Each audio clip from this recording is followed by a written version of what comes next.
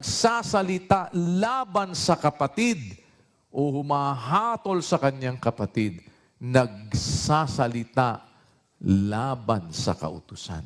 At kung nagsasalita ka laban sa kautusan, wag natin pong ialis sa isip natin na ang kinauuwian ng kautusan, si Kristo.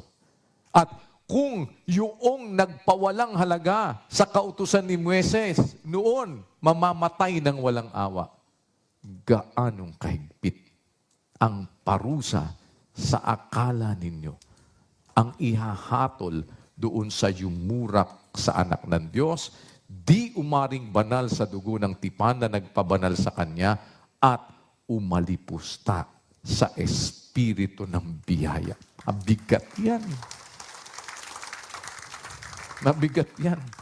Bakit?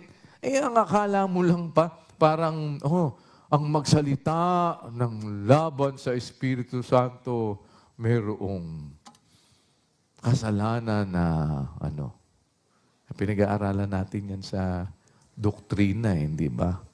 Ang magsalita ng kapusungan laban sa Espiritu Santo, walang kapatawaran, magpakailanman. May kasalanan na walang hanggan. Yan, Hindi mo ba naiisip ngayon yung nilalaman nito?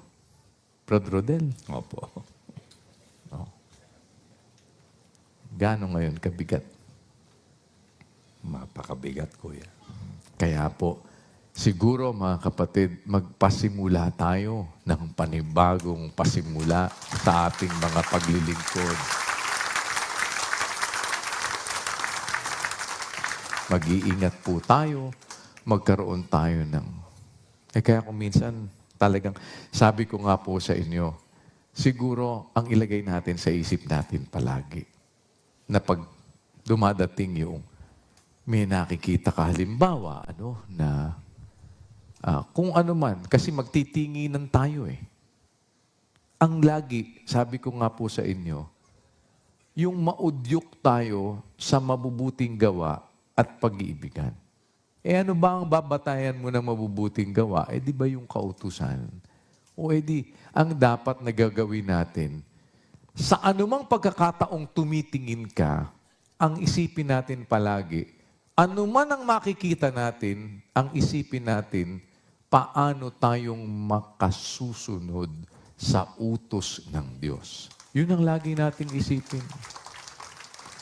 Huwag natin kalimutan, he who comes to court must come to court with clean hands. Hindi nagbibigay sa atin ng kalayaang gumawa ng mali dahil may gumawa ng mali.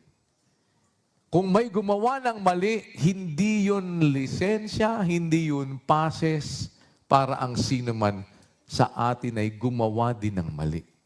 Ba't siya? Ba't siya? Huwag kang mag-alala. Magkakaalam-alam kung sino ang paniki. Yun, siya ang bat.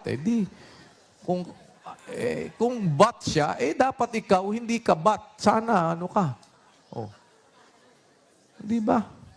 Kasi, dadalhin ng Diyos ang bawat gawa sa kahatulan, pati ng bawat kubling bagay, maging ito'y mabuti o maging ito'y masama. Huwag kang magtuturo, di pwede yun. Kaya ka gumawa ng mali kasi may gumawa ng mali.